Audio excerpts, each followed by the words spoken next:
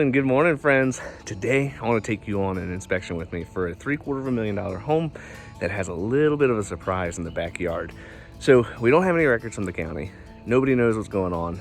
The homeowner only ever pumped it once, and they are the original owner of the property. So we're in for a treat. I'm gonna take you with me. So let's go out back, take a look, see what's actually there, and start opening stuff up and see what's going on. All right, so here's what we're working with. We've got ourselves a nice little garden, and we've got our tank right over here.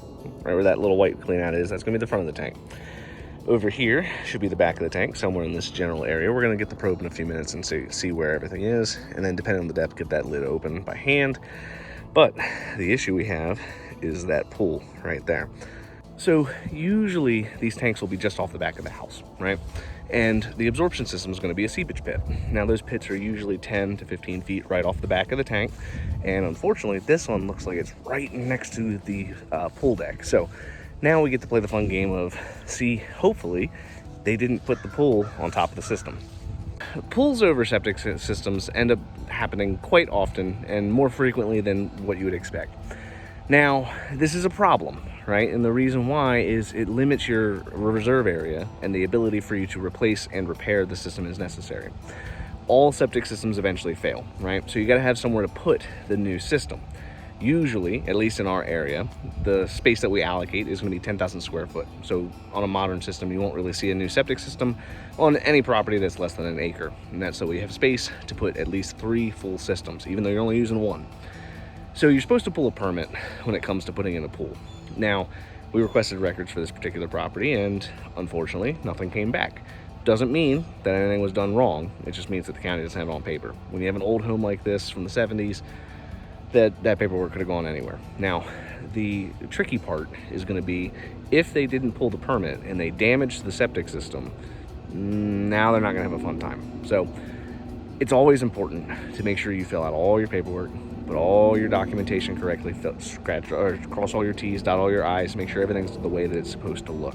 This situation happens so often that now the state has been getting on the individual counties to make sure that they're not allowing homeowners to just build pools over top of the reserve area or their septic system. They've even gone as far as requiring permits and inspections for above ground pools, believe it or not. Kind of crazy. I've even seen homeowners be told by the county they have to get rid of that pool, otherwise they're going to get fined because they didn't do it correctly and get it permitted.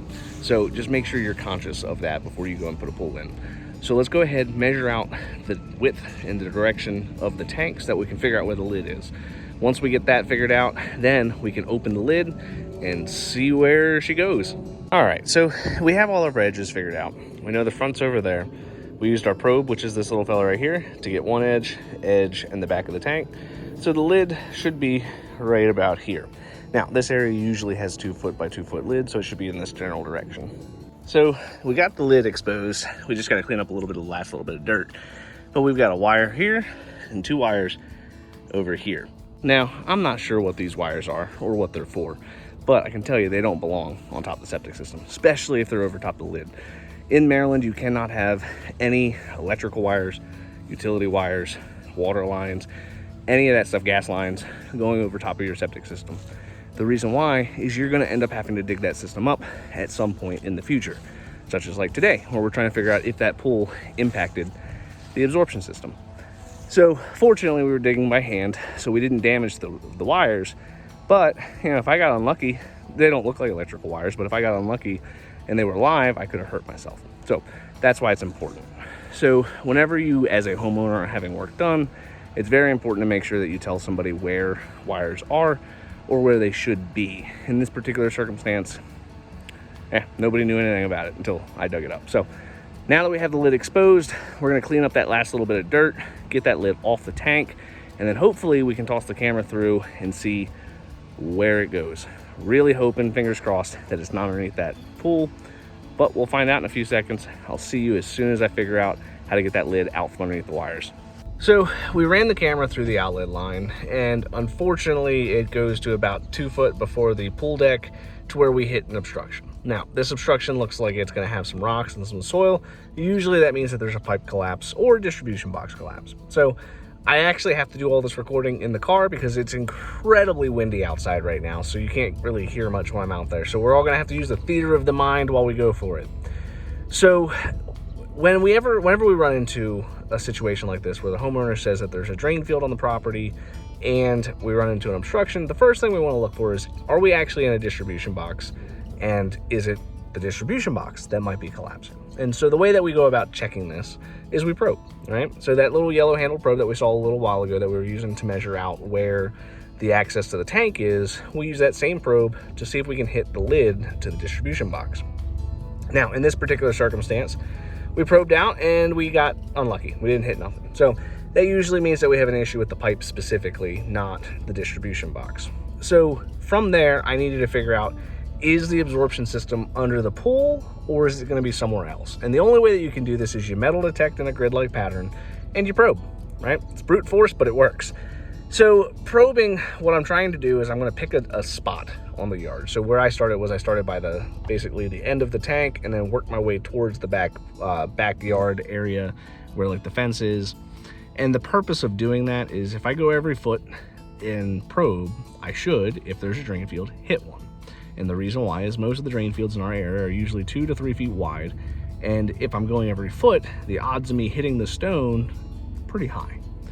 So that would be the next step, is we're gonna actually probe and we're gonna look around. So hopefully we find one in a few minutes. We found a drain field, which is actually about maybe 2 feet, 3 feet from the actual pool deck itself. So pretty lucky that we found it, probed the trench and it was dry. Now, that doesn't really solve our problem when it comes to the obstruction in the pipe.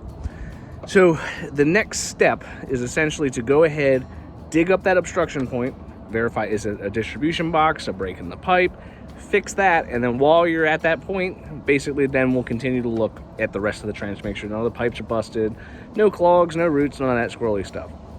This is why it's super important to make sure anytime you're buying a house, building a pool, doing anything to that effect, you know where the system is, what the pipes look like, are they functional, is everything the way that it's supposed to be. With this particular system, you know, had somebody had known that the system was there, maybe that pool would have been moved slightly to the left, maybe a little bit further away from the house, not right on top of the system, right?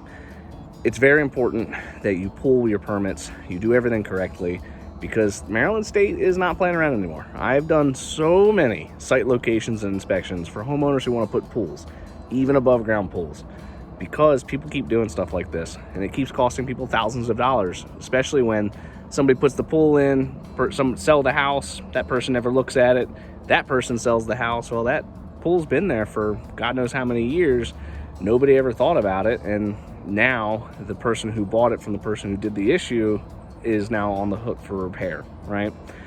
So do yourself a favor, don't put yourself in this situation, right? It's very simple. Hire a licensed contractor. If they're licensed, they're obligated to follow all the rules the right way, pull all the permits, do everything the way that they're supposed to. And if they're not, they can get in a ton of trouble with the Department of Labor. They could lose their license, they can get all sorts of fines. It's never a good time. So just make sure you're hiring somebody who's doing the job correctly, is licensed, insured, pulling the permits, and then they're giving you a copy of all those permits. I know we covered a lot of ground. This one was fun because we don't usually get a whole lot of pools on the septic system. We get them close, but not on it like this one. If you found this informative, if you found this interesting in any way, hit that like button, hit subscribe. I have more videos posted every day on the World of Well and Septic, and I look forward to talking to you guys tomorrow.